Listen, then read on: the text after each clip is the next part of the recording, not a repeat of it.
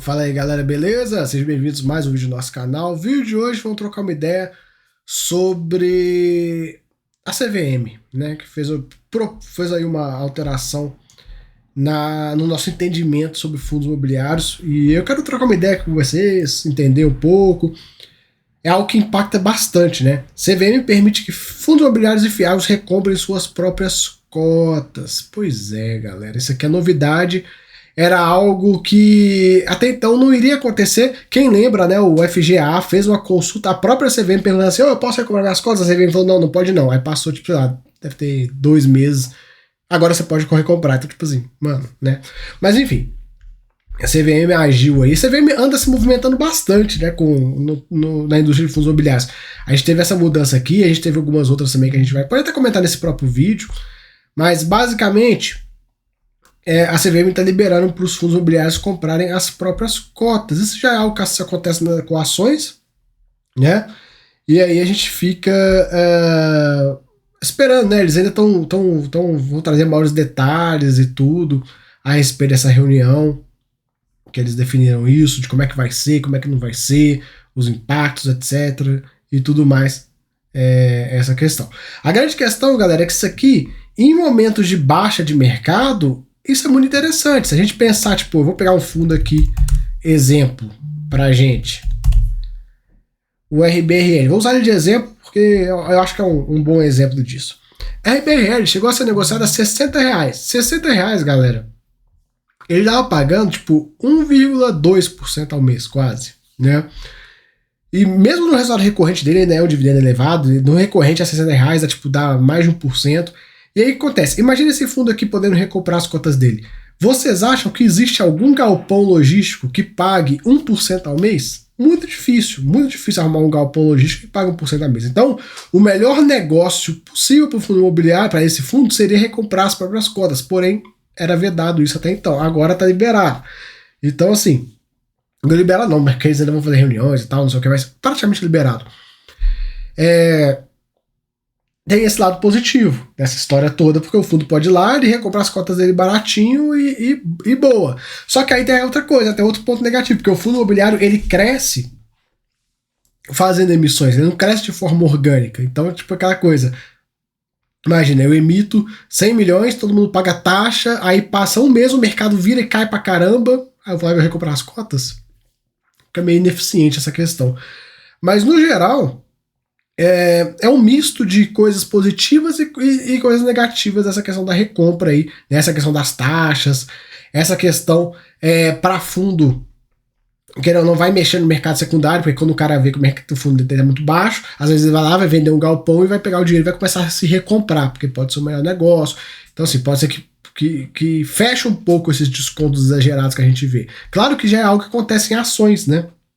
Então, a gente já sabe mais ou menos a mecânica. Claro que o fundo imobiliário é diferente, porque o fundo imobiliário ele não tem dinheiro novo, né? Ele tem os 5% que ele pode reter, ele até pode usar esse dinheiro para recomprar suas cotas quando tiver no momento de baixa, mas é muito pouco, né? 5% da receita é muito pouco mesmo, não é algo relevante. Agora, um ponto que chama atenção nessa brincadeira é que na lei dos fundos imobiliários, aqui no artigo 12, fala, né, que é vedado, por exemplo, aplicar recursos na aquisição de cotas do próprio fundo. E essa movimentação da CVM está sendo indo contrária à lei. Então, a CVM não pode alterar a lei com uma normativa dela. Não tem como a CVM fazer isso. A CVM tem que seguir a lei. E aí tá tendo esse desencontro aí. Aí a gente começa a trabalhar naquelas zonas cinzentas que a legislação deixa, né? Por exemplo, não, mas o fundo não vai, se ele recomprar as cotas e imediatamente cancelar essas cotas, ele não vai, né, possuir essas cotas, em teoria. Mesmo que ele faça isso, compre agora e cancele no segundo seguinte, ele ficou um segundo, usando de exemplo, com essas cotas, comprando cotas do próprio fundo, né? E aqui fala, aplicar recurso na aquisição de cotas do próprio fundo, né?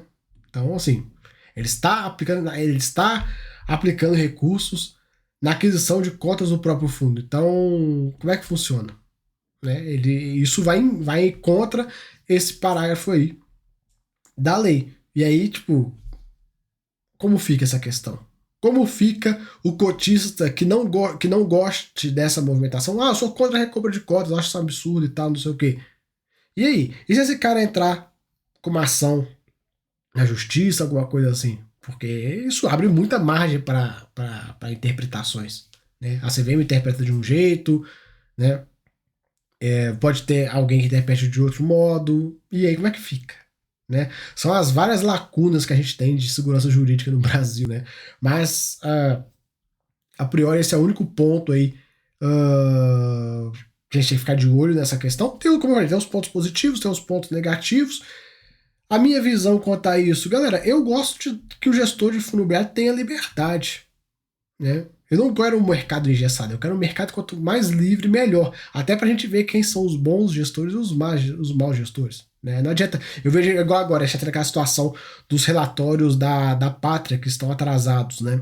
Do HGLG, HGRU, os HGs todos. Estão bem atrasados. E o pessoal só assim. Eu já vi alguns comentários. Ah, isso é um absurdo. Que a CVM tinha que fazer uma norma para padronizar os relatórios e tal, não sei o quê. Não, não tem. Não tem, porque a gente tem que saber quem é bom e quem é ruim nesse mercado. E um atraso de relatório, um fato relevante mal escrito, faltando informação, etc. Isso vai dar pistas pra gente de onde já colocar o dinheiro. Então, quanto menos regulamentação, melhor. Pode ser que esse negócio de recompra de cotas dê super certo e seja algo que o mercado venha ganhar com isso. Pode ser que seja algo muito ruim. Então o gestor tem que ter liberdade pra gente poder ver, tipo, esse cara aqui recompra cotas, eu não gosto disso, então não vou comprar fundo desse cara. Ah, não, esse cara aqui já falou que não gosta de recompra de cotas, vou comprar fundo desse cara. Essa é a mágica do mercado financeiro.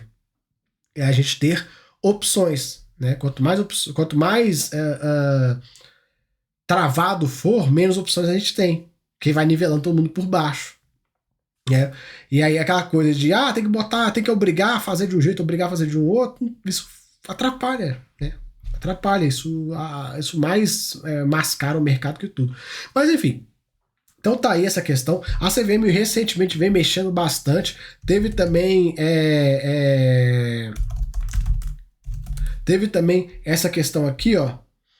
Eu vou fazer um combão com as mudanças da CVM nesse vídeo. A gente falou que essa da recompra.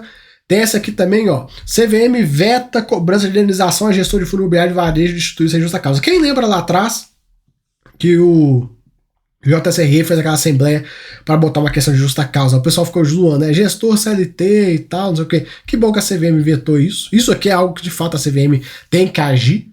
O cara não tá indo contra a lei, ela tá pegando uma invenção de moda que o gestor resolveu inventar e tá falando, amigão, isso você não pode fazer não. Esse é o papel da CVM, né? Esses abusos que porventura acontecem, ela não deixa acontecer. Tem também uma outra da CVM a respeito de fatos relevantes.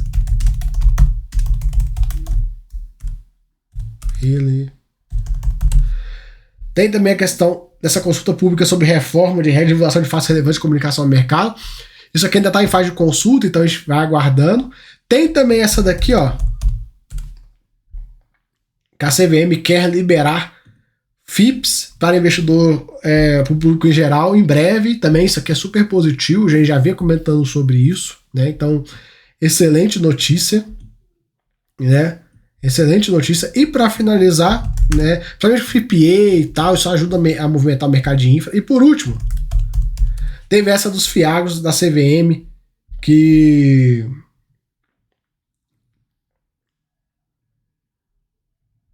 aqui, ó. A questão da política de distribuição dos fiagros, né? Publicaram um ofício circular aí. Eu tentei baixar esse ofício, não consegui achar, mas a respeito que agora os fiagros todos vão ter que ser regime competência, não existe esse negócio mais de fiagro, lucro caixa e tudo. Tá aqui, ó. Então, eu acho isso super positivo, né? Eu acho isso super positivo, como é que eles estão normatizando essas partes. Porque isso é importante, galera. Isso aí tem que botar a ordem na casa mesmo, porque fica um Deus dará e tudo. Então, algumas coisas a CVM sim tem que entrar e normatizar para não virar a casa da mãe Joana. Deixa eu ver o que é mais de mudança que teve da CVM recentemente. Acho que foram só essas, né? Questão de fiagro, a gente já comentou. Questão de de FIPE a gente já comentou, agora a recompra de cota de fundo imobiliário e a questão da destituição do gestor. Acho que foram essas as mudanças aí que tiveram, né? A mais relevante de todas para mim é a questão da recompra, né? Isso pode mexer um pouco mais com o mercado. A questão que envolve FIPE, eu acho super positivo. FIPE é um produto maravilhoso, tem muito potencial. Sobre o Fiagro, normatizando essa questão contábil, é importante também para não virar a casa mãe Joana e tal, porque, né, fica difícil. Do jeito que cada um faz de um jeito. Igual, por exemplo, a gente teve vários fundos aí que tiveram calotes e tiveram que marcar seu patrimônio. O Vegia, lá atrás, quando deu aquele problema com a Languiru, hora nenhuma marcou o patrimônio dele. Né? Então fica essa coisa, um fundo marca, outro não marca e tal. Então, se botar um pouco a bola no chão. E é isso, beleza, galera? Então fica aí, vocês pediram para comentar sobre isso e tal. A gente passou uma geral zona sobre tudo. E é o que temos para hoje, beleza? Então valeu, tamo junto, até a próxima. Fui.